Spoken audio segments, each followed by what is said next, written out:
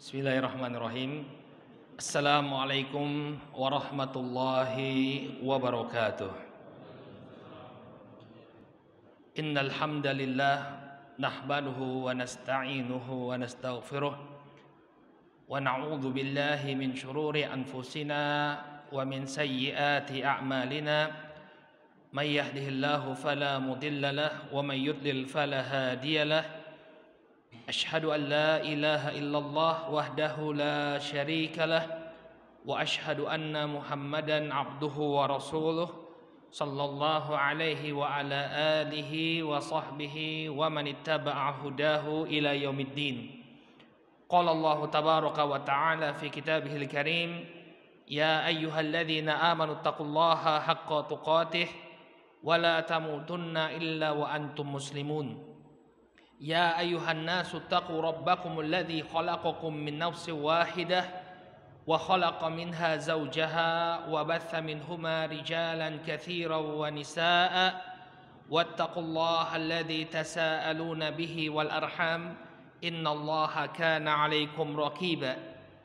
يا أيها الذين آمنوا اتقوا الله وقولوا قولا سديدا يصلح لكم أعمالكم ويغفر لكم ذنوبكم ومن يطع الله ورسوله فقد فاز فوزا عظيما. أما بعد فإن أصدق الحديث كتاب الله وخير الهدي هدي محمد صلى الله عليه وسلم وشر الأمور محدثاتها فإن كل محدثة بدعة وكل بدعة ضلالة وكل ضلالة في النار. Bapak dan ibu-ibu kaum muslimin wal muslimat yang semoga senantiasa dirahmati oleh Allah. Alhamdulillah, puji dan syukur tak henti-hentinya kita panjatkan kepada Allah Subhanahu wa taala atas segala nikmat yang telah Allah Subhanahu wa taala anugerahkan kepada kita semua, terutama nikmat hidayah, nikmat kesehatan dan kesempatan, sehingga sampai saat ini kita masih bisa melaksanakan ketaatan demi ketaatan kepada Allah.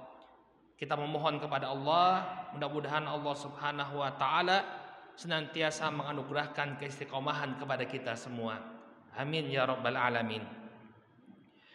Bapak dan Ibu kaum muslimin wal muslimat rahimani wa rahimakumullah. Insyaallah pada hari ini malam Selasa tanggal 7 September 2020 atau yang bertepatan dengan tanggal berapa Muharramnya sekarang? 19 atau 20 ya, karena sudah malam ya. Ya, 20 19 ya. 20 Muharram. Ya, tahun 1442 Hijriah, karena kalau tahun Hijriah itu menghitungnya mulai dari terbenamnya matahari. Berarti ini sudah masuk tanggal 20 Muharram. Ya. Insyaallah kita akan memulai sebuah kajian ilmiah yang cukup penting untuk diketahui oleh kaum muslimin dan muslimat, yaitu tentang sirah an-nabawiyah, perjalanan hidup dari Rasulullah sallallahu alaihi wa ala alihi wasallam. Ya. Nah, di kajian yang pertama ini kita akan buka dengan membahas apa itu definisi sirah dan apa keutamaannya. Nah, ini penting sekali bagi siapa yang ingin mempelajari sirah an-nabawiyah, dia mengetahui terlebih dahulu sirah itu apa. Kita sering mendengar ya, sirah nabawiyah, ada buku, ada kitab yang ditulis judulnya Sirah An-Nabawiyah. Apa makna Sirah An-Nabawiyah? Dan apa keutamaan yang kita peroleh dengan mempelajari Sirah An-Nabawiyah? Ya. Akhirnya juga penting bagi kita untuk mengetahui apa keutamaan mempelajari Sirah An-Nabawiyah, karena kalau seseorang tidak mengetahui pentingnya sesuatu, tidak mengetahui keutamaan sesuatu, ya dia tidak punya motivasi untuk mempelajari ilmu tersebut. Apa sih keutamaan yang kita peroleh dengan mempelajari Sirah An-Nabawiyah? Ini yang insyaallah akan kita bahas di pertemuan yang pertama ini, Bapak dan Ibu yang dimuliakan oleh Allah. Baiklah, kita akan mulai dengan membahas apa itu sirah. Sirah itu dalam bahasa Arab, ya secara bahasa itu artinya adalah at-thariqah, yaitu jalan. Ya.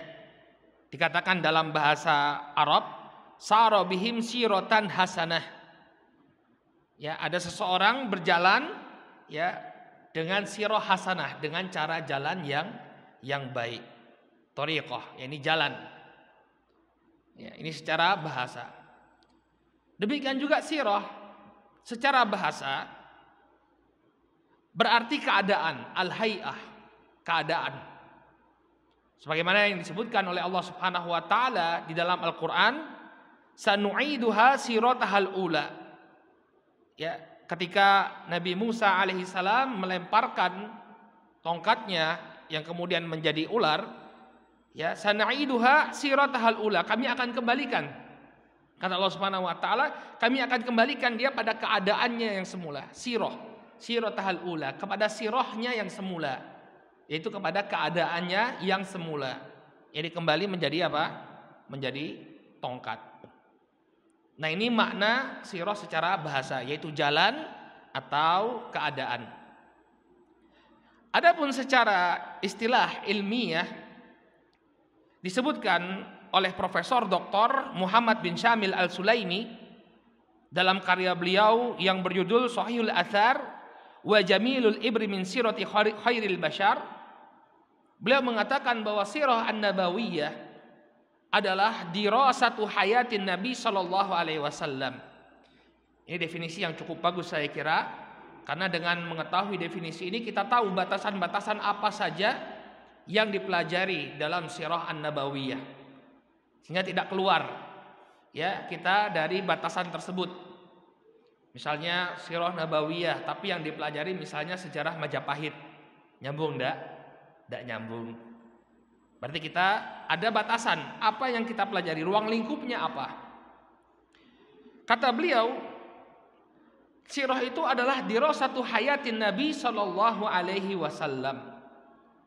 Sirah itu adalah pelajaran tentang kehidupan Nabi sallallahu alaihi wasallam. Ini adalah inti dari pelajaran sirah an-nabawiyah. Kita mempelajari bagaimana kehidupannya Nabi alaihi salatu wasallam, mulai dari beliau dilahirkan sampai beliau alaihi salatu wassalam wafat. Jadi inti sari dari sirah itulah kehidupan Nabi sallallahu alaihi wasallam. Bukan kehidupan para sahabat, bukan kehidupan para tabi'in, bukan kehidupan para ulama, bukan kehidupan tokoh-tokoh bersejarah yang lainnya. Tapi yang kita pelajari adalah perjalanan hidup Nabi alaihi salatu wassalam. Kemudian wa akhbari ashabihi alal jumlah, dan juga pelajaran tentang keadaan para sahabat beliau secara global. Jadi dalam sirah an-nabawiyah kita juga menyinggung tentang bagaimana kehidupannya para sahabat. Tapi apa? Secara global, tidak secara mendetail. Oleh karena itulah Bapak dan Ibu kaum muslimin wal muslimat rahimakumullah, dalam sirah an-nabawiyah disinggung misalnya tentang kisah masuk Islamnya Umar bin Khattab. Ya, kita sering membaca sirah an-nabawiyah, di sana ada cerita bagaimana Umar bin Khattab masuk Islam. Yang dahulunya Umar bin Khattab ini sangat benci kepada kaum muslimin. Bahkan suatu ketika dia ingin membunuh Rasul Shallallahu Alaihi Wasallam, sudah menghunus pedangnya. Namun kemudian ketika dia ingin membunuh Rasul, ada orang yang mengatakan kepada Umar, wahai Umar, jangan jauh-jauh. Kenapa engkau ingin membunuh Muhammad? Urus dulu adikmu. Ternyata adiknya Umar sudah masuk Islam terlebih dahulu, Fatimah bintul Khattab. Akhirnya Umar pun menuju rumah adiknya. Ternyata di rumah adiknya sedang ada pengajian, sedang membahas Al-Quran. Umar mendengar, ada orang mengkaji Al-Quran. Masuk dia, kemudian marah dia karena menyadari adiknya sudah masuk Islam, ditampar adiknya. Kemudian merasa bersalah Umar. Ya, ketika dia menampar adiknya tidak bisa lagi mengendalikan emosi, marah Umar. Kemudian Umar pun meminta kepada adiknya, apa yang kau baca? Maka kata adiknya, saya nggak mau berikan, ini Al-Quran. Kamu tuh masih kafir, najis. Mandi dulu. Suruh mandi, kemudian dikasih lembaran tadi. Umar pun mulai membaca Al-Quran, mulai masuk hidayah pada diri Umar. Lalu dia pun ya melanjutkan perjalanannya mencari Rasulullah, bukan untuk membunuh, tapi untuk menyatakan keislamannya. Nah, ini kisah tentang Umar. tapi dimasukkan dalam Sirah An-Nabawiyah. Tapi secara global, bukan secara mendetail mempelajari tentang sosoknya Umar bin Khattab radhiyallahu taala anhu. Demikian juga diceritakan tentang masuk Islamnya Hamzah. Ya, demikian juga pengutusan para sahabat ketika berdakwah, misalnya pengutusan Mu'adz bin Jabal ke negeri Yaman.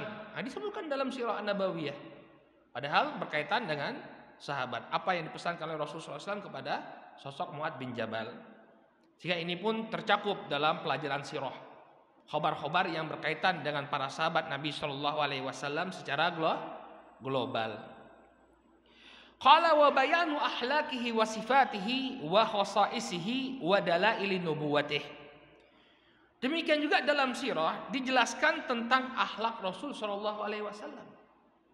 Ya, bagaimana beliau dalam berinteraksi dengan sesama manusia, dijelaskan dalam Sirah An-Nabawiyah. Wa sifatihi, demikian juga sifatnya beliau. Sifat ini kata para ulama terbagi menjadi dua. Yang pertama sifat al-khuluqiyah, al-khalqiyah dan al-khuluqiyah. Al-khalqiyah ini sifat fisiknya Nabi. Nabi itu fisiknya seperti apa sih?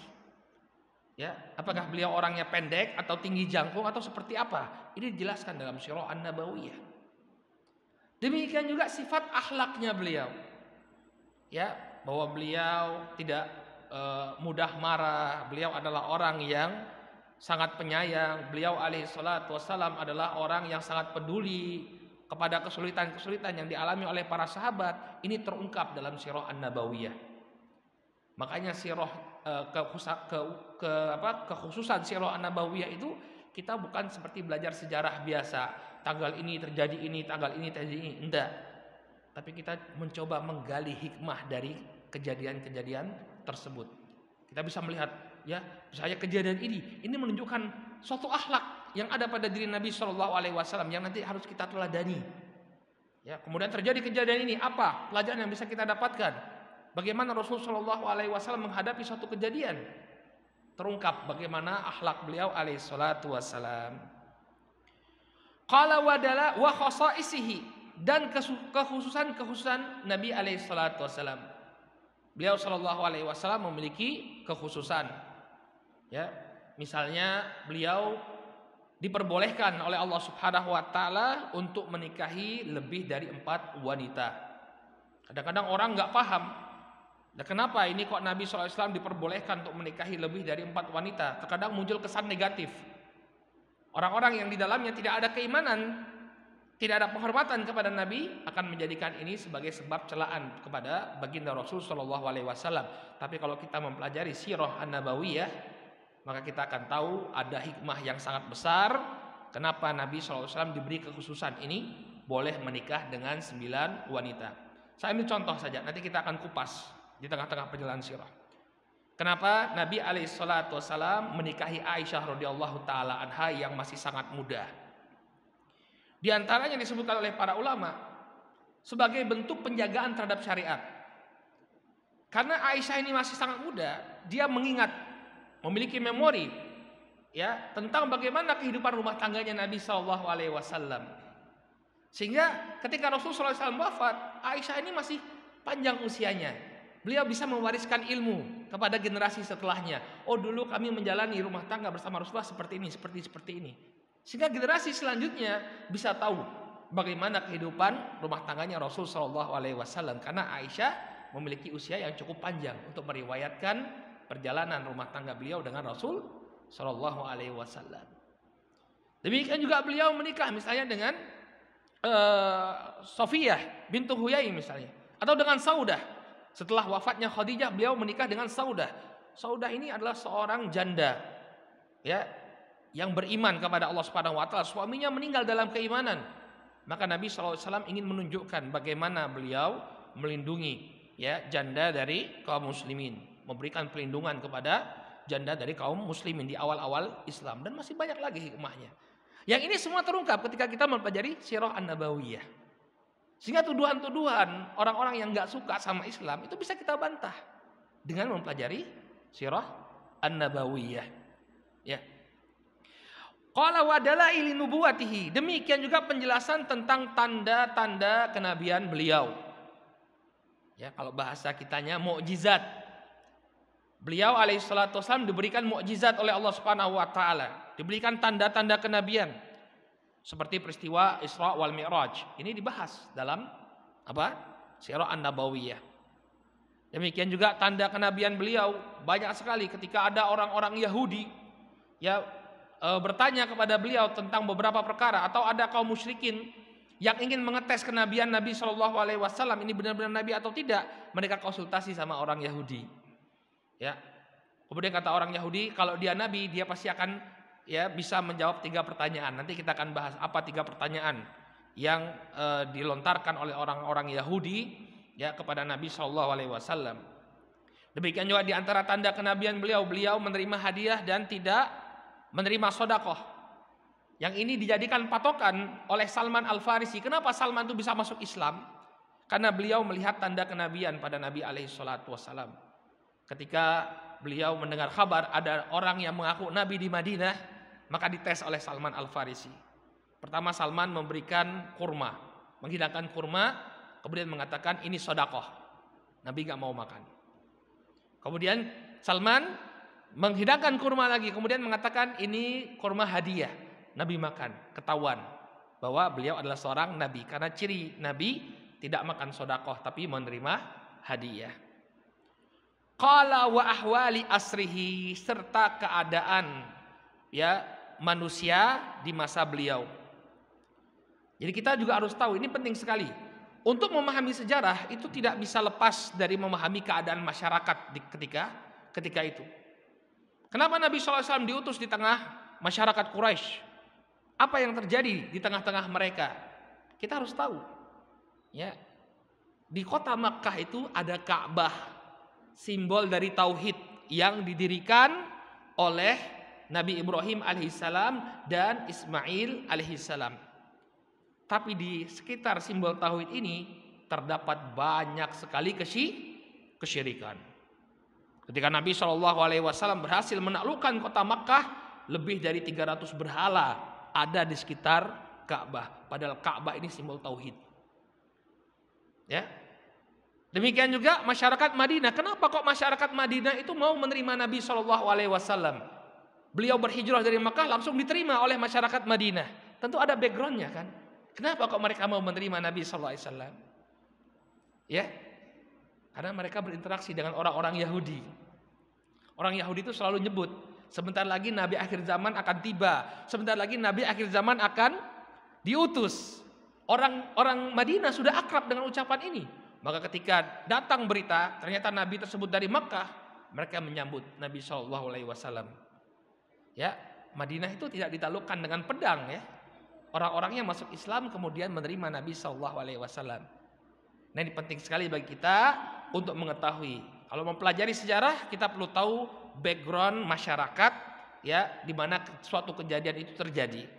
Kenapa? Bagaimana kondisi masyarakat Madinah, bagaimana kondisi masyarakat Makkah, bagaimana kondisi Jazirah Arabia, bagaimana keadaan sekitar Jazirah Arabia, ini dibahas dalam Sirah An-Nabawiyah. Nah, inilah Bapak dan Ibu yang dimuliakan oleh Allah, ruang lingkup dari Sirah An-Nabawiyah. Jadi intisarinya adalah perjalanan kehidupan Nabi SAW.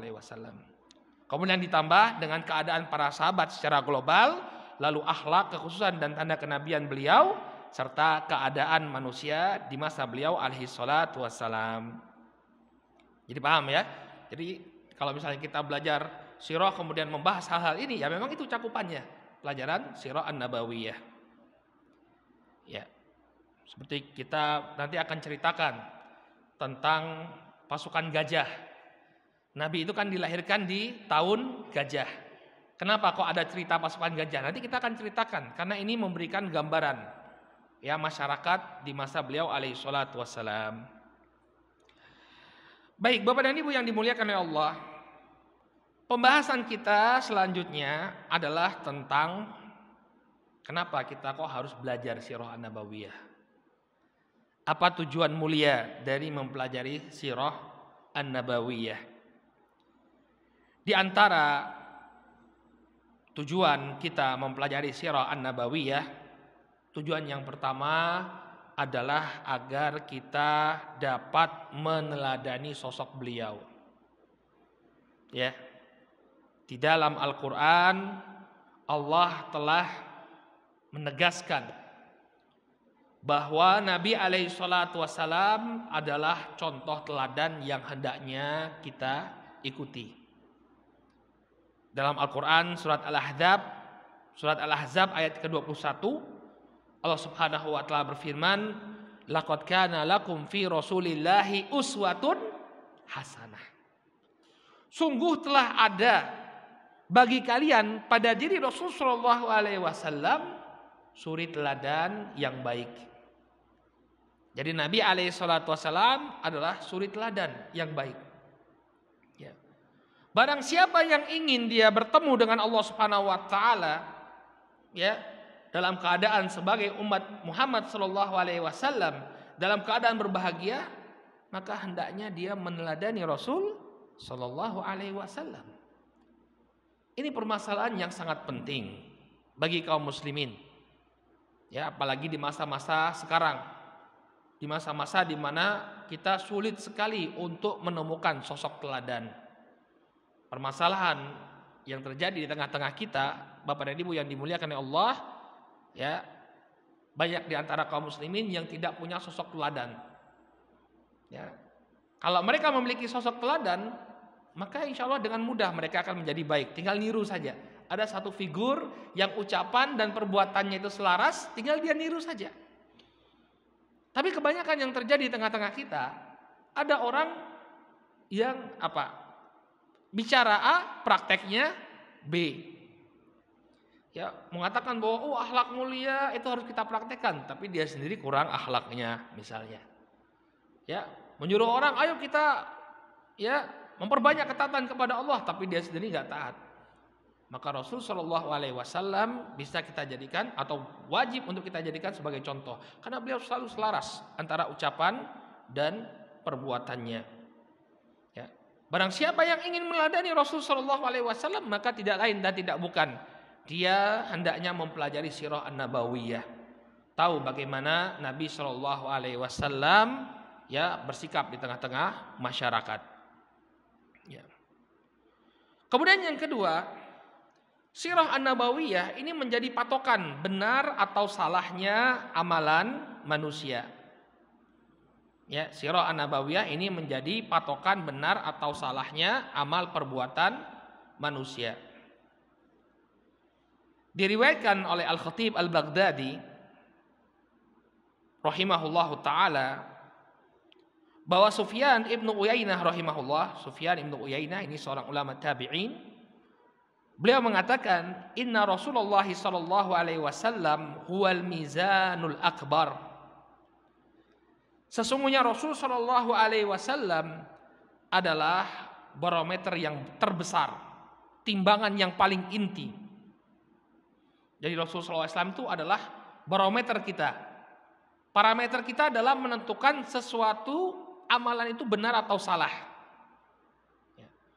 Fa alaihi tu'radul asya' ala khulqihi wa siratihi wa hadih. Maka dikembalikan semua urusan kepada Nabi sallallahu alaihi wasallam.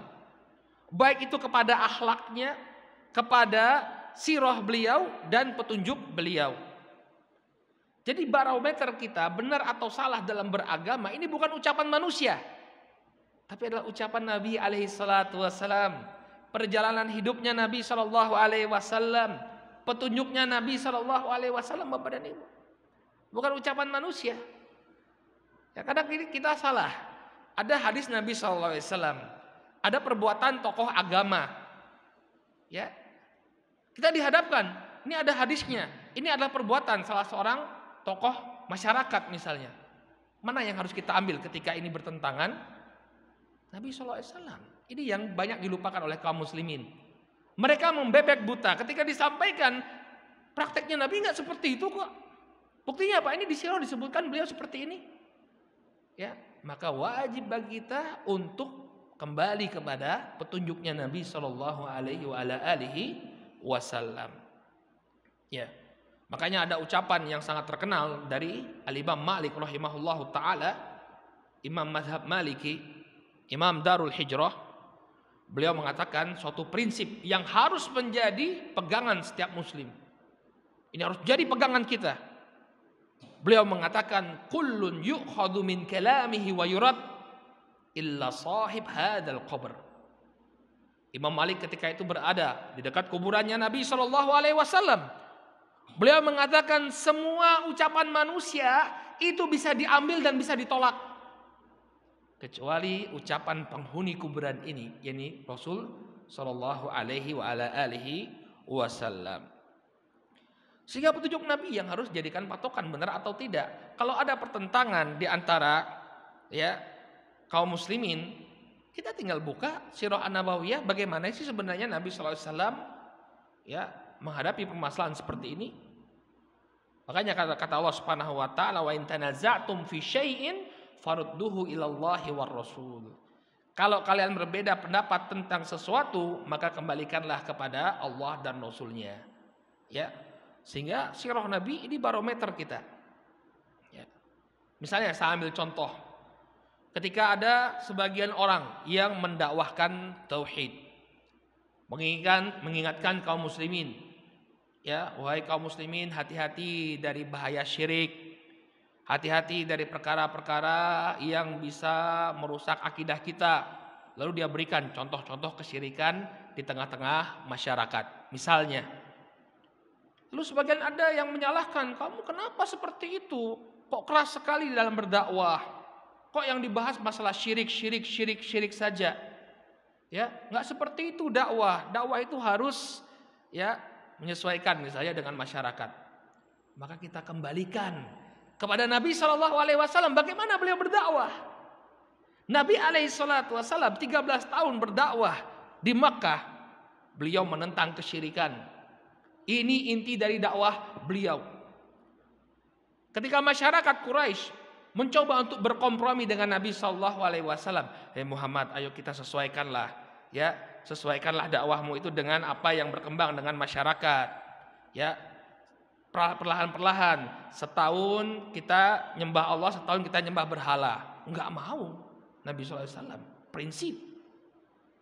Maka turun firman Allah Subhanahu wa taala, "Qul ya ayyuhal kafirun, la a'buduna ma ta'budun, wa la antum 'abiduna ma a'bud, wa la antum 'abiduna ma a'bud, lakum dinukum waliyadin."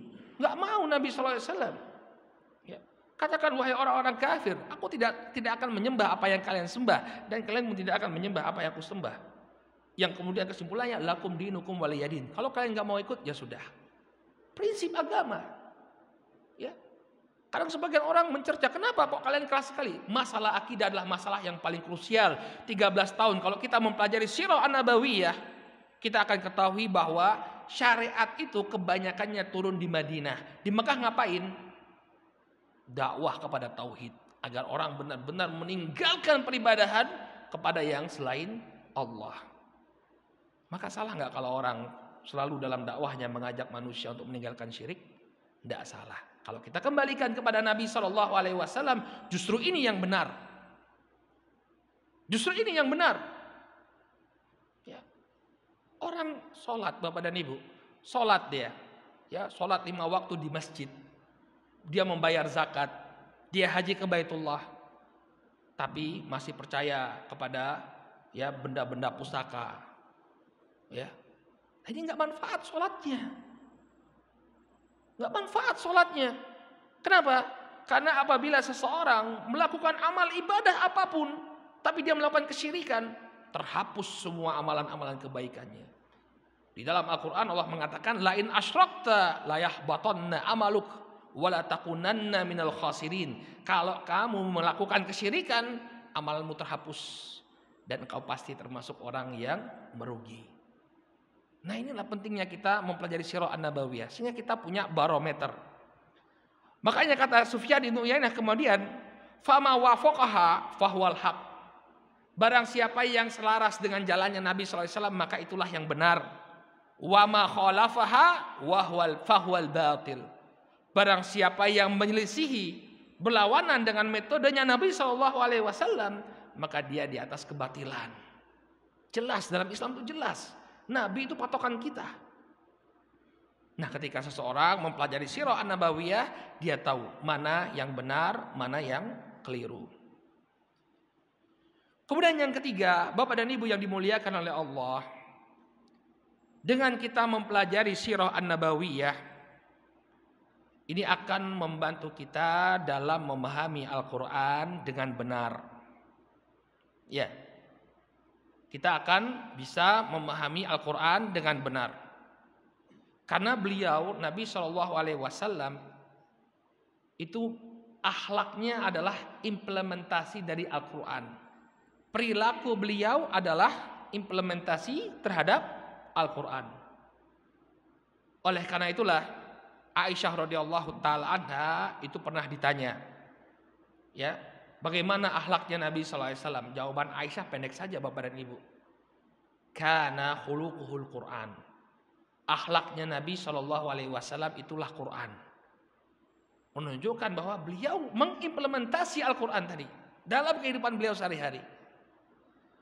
Maka kalau kita mempelajari kehidupan Nabi SAW, sirahnya Nabi SAW, kita bisa tahu tentang implementasi Al-Quran yang benar. Contohnya dalam Al-Quran Allah Subhanahu Wa Taala ya memerintahkan wa'bud rabbaka hatta ya'tiyakal yaqin. Dan beribadahlah engkau kepada Allah sampai datang keyakinan kepadamu. Ada sebagian orang yang memahami Al-Quran, memahami ayat ini, kalau sudah yakin gak perlu ibadah. Ya, karena perintahnya beribadahlah engkau kepada Rabbmu sampai keyakinan itu datang. Nek wes yakin ya usah gak ibadah, yang penting eling. Ya. Dengan mempelajari sirah an-nabawiyah, kita bisa mengetahui bagaimana tafsiran yang benar dari prakteknya Nabi SAW. Siapa orang yang paling yakin kepada Allah? Rasulullah. Tapi pernah nggak Nabi SAW meninggalkan syariat? Nggak pernah. Jadi yang ajaran meninggalkan syariat dengan alasan seseorang itu sudah menggapai suatu kedudukan yakin tadi, ini bukan ajarannya Nabi. Karena Nabi adalah orang yang paling yakin kepada Allah Subhanahu Wa Taala dan beliau tetap menjalankan syariat. Ya, bahkan beliau alaihissalatu wassalam, ya, sampai kemudian beliau sholat sepanjang malam beribadah kepada Allah Subhanahu Wa Taala. Ya, beribadah kepada Allah Subhanahu Wa Taala. Demikian juga kita bisa mengetahui bagaimana cara beragama yang baik dari Rasulullah SAW. Sebagian orang ada yang ingin meninggalkan kehidupan duniawi, tidak mau menikah, maunya puasa, terus gak berbuka, maunya ibadah terus. Ketika kita mempelajari sirah an-nabawiyah, ternyata Nabi saja tidak seperti itu. Disebutkan dalam sirah an-nabawiyah, ada 3 orang datang kepada sebagian istrinya Nabi SAW bertanya tentang bagaimana ibadahnya Nabi SAW. Lalu disebutkan demikian ibadah beliau sangat tekun dalam beribadah beliau. Maka ada orang yang mengatakan, kalau begitu saya tidak mau tidur, maunya sholat sepanjang malam. Kemudian yang kedua mengatakan, kalau begitu saya akan berpuasa, nggak mau berbuka. Yang ketiga, saya tidak mau menikah, maunya ibadah saja. Terdengar di telinganya Nabi SAW, maka kemudian beliau keluar mengatakan kepada para sahabat, sebagian kalian mengatakan demikian dan demikian.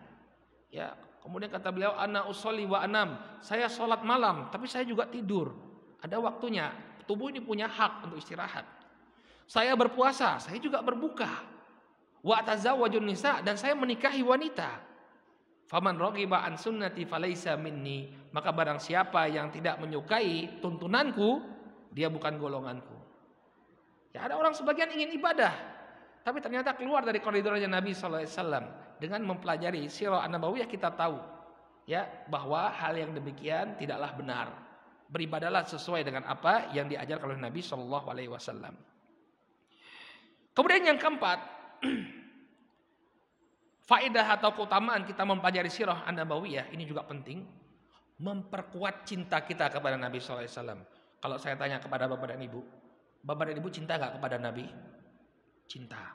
Itu merupakan kewajiban setiap muslim.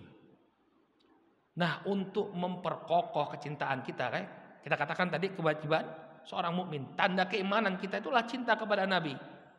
Makanya ketika Nabi Shallallahu Alaihi Wasallam diolok-olok, kita nggak marah, dipertanyakan keimanannya. Ya wes lah, Nabi ki ora usah dibela, ya. Oh nggak seperti itu, Mas. Ini bukti keimanan kita. Ya bukan apa-apa. Ini bukti keimanan kita. Justru kalau kita nggak bela Nabi, nggak marah Nabi dicela, dipertanyakan keimanan kita. Dalam sebuah hadis yang diriwayatkan oleh Al-Imam Al-Bukhari dan Muslim dari sahabat Anas bin Malik radhiyallahu taala anhu, beliau mengatakan, Nabi SAW bersabda, la yu'minu ahadukum hatta akuna ahabba ilaihi min walidihi wa waladihi wan nasi ajmain. Tidaklah sempurna keimanan salah seorang di antara kalian sampai dia menjadikan aku lebih dia cintai daripada anaknya, daripada kedua orang tuanya, dan dari seluruh manusia. Nabi itu harus kita cintai melebihi segala-galanya. Nah, bagaimana agar kita benar-benar mencintai Nabi alaihi salatu wassalam? Salah satunya dengan mempelajari sirah an-nabawiyah. Dengan kita mempelajari sirah an-nabawiyah, kita akan menyadari bahwa Nabi itu adalah sosok yang sangat menyayangi kita. Orang kalau nggak kenal, tidak akan tumbuh rasa cinta. Makanya ada pepatah, tak kenal maka tak sayang, tak sayang maka tak cinta. Kata orang, tak sayang maka ceraiin aja gitu ya. Keliru juga. Tak sayang maka tak cinta. Nah, bagaimana kita bisa mencintai Nabi kalau kita nggak kenal? Ya. Dengan mempelajari sirah an-nabawiyah, kita akan tahu bagaimana Nabi SAW begitu sayang kepada kita. Allah menyebutkan tentang sifat beliau. Ya, walaqad ja'akum rasulun min anfusikum azizun 'alaihi ma anittum harisun 'alaikum bil mu'minina raufur rahim. Telah datang seorang rasul ke tengah-tengah kalian dari diri kalian. Kemudian Nabi SAW disebutkan sifatnya di situ, azizun 'alaihi ma anittum. Amat besar terasa di tengah-tengah beliau, ya, pada diri beliau apa yang menyulitkan kalian. Artinya apa yang menyulitkan umatnya itu beliau membuat susah beliau. Ya, makanya Nabi SAW kalau kita mempelajari sirah beliau, mungkin ibu-ibu dan bapak-bapak pernah mendengar tentang kisah Isra Mi'raj. Saya mau tanya coba. Pertama kali sholat itu diwajibkan, berapa waktu dalam sehari semalam kita harus sholat? 50. Bayangkan kalau ini diberlakukan kepada kita. Panjenengan baru bangun tidur, Allahu Akbar, sholat. Selesai sholat baru mau apa biasanya pagi, ya, ibu-ibu baru mau masak sarapan buat suami dan anak-anaknya. Baru mau masak, Allahu Akbar, wah kudu sholat lagi. Nanti agak siang sedikit, ada yang mau ke sawah, ada yang mau kerja, harus sholat lagi. Bayangkan 50 waktu dalam sehari semalam. Nabi SAW mengetahui ini akan menyulitkan umatnya. Maka beliau meminta kepada Allah Subhanahu wa ta'ala agar diringankan. Jadi berapa? 5 kali saja dalam sehari semalam. Tapi coba lihat umatnya, gak tahu terima kasih. Sudah di lobi jadi 5 kali, masih saja meninggalkan. Nah, dari sini kita akan tahu bahwa Nabi Shallallahu Alaihi Wasallam sangat mencintai kita, nggak mau umatnya itu susah. Dan banyak sekali kita dapati. Kenapa Nabi itu meninggalkan sholat tarawih berjamaah? Disebutkan oleh para ulama, beliau meninggalkan sholat tarawih berjamaah karena khawatir sholat tarawih itu diwajibkan. Kalau diwajibkan, memperberat umatnya. Makanya beliau tinggalkan. Khawatir kalau terus-menerus tiba-tiba turun wahyu, ya, diwajibkan untuk sholat tarawih. Beliau nggak mau. Jadi beliau meninggalkan. Demikian juga beliau mengatakan, laula an asyqa ala ummati la amartuhum bisiwaki inda kulli shalah. Kalau tidak memberatkan umatku, pasti aku akan perintahkan mereka untuk menggosok gigi dengan siwak setiap kali sholat. Memberatkan, beliau nggak mau. Maka kita akan tahu Nabi ini sangat cinta kepada kita. Harisun alaikum, beliau sangat menginginkan kebaikan pada kita. Semua perkara sudah beliau jelaskan. Ma min amalin yuqarribu ilan nar ilal jannah illa qad amartukum bihi wala min amalin yuqarribukum ilan nar illa qad nahaitukum anhu. Enggak ada satu amalan pun yang mendekatkan kepada surga melainkan kalian sudah aku perintahkan untuk melakukannya. Karena Nabi sayang sama kita. Semua perkara yang mengantarkan kita kepada surga sudah beliau perintahkan. Ya. Wa ma min amalin yuqarribu ilan nar illa qad nahaitukum anhu. Dan tidak ada amalan yang mendekatkan diri kalian kepada neraka melainkan sudah aku larang. Saking sayangnya Nabi SAW kepada kita, nggak ada yang tersisa. Semuanya sudah dikabarkan kepada kita. Tinggal kita mau menjalankan atau tidak. Bil mu'minina raufur rahim, dan beliau sangat penyayang kepada kaum mukminin. Ya, ini karakternya Nabi SAW. Dengan mempelajari sirah an-nabawiyah, maka kita akan dapat, ya, kita akan dapat menambah cinta kita kepada Nabi alaihi salatu wassalam. Kemudian yang selanjutnya, Bapak dan Ibu yang dimuliakan oleh Allah, yang kelima, di antara fungsi sirah an-nabawiyah atau keutamaan mempelajari sirah an-nabawiyah, agar kita generasi Islam, ya, ini tidak mengalami kemerosotan karena lebih mengenal, ya, sejarah hidup atau biografi orang-orang yang tidak pantas diteladani. Ya, banyak di antara anak muda kita fansnya, ya, band-band Korea atau pemain bola. Ya, ini suatu hal yang disayangkan. Kalau kita ingin jaya, maka hendaknya kita kembali kepada Nabi alaihi salatu wassalam. Masih ada beberapa keutamaan, tapi saya kira cukup, ya, apa yang kami sampaikan, ya, untuk menambah semangat kita mempelajari sirah an-nabawiyah. Insya Allah nggak rugi sama sekali. Jenengan hadir setiap hari Senin untuk mempelajari sirah an-nabawiyah sudah berpahala, banyak lagi keutamaan yang bisa kita peroleh. Baik, kita cukupkan dulu sampai di sini. Insya Allah pada pertemuan selanjutnya kita akan bahas tentang siapa itu bangsa Arab. Karena Nabi kita ini, nyun pangapunten, bukan orang Jawa, bukan orang Melayu, tapi orang Arab.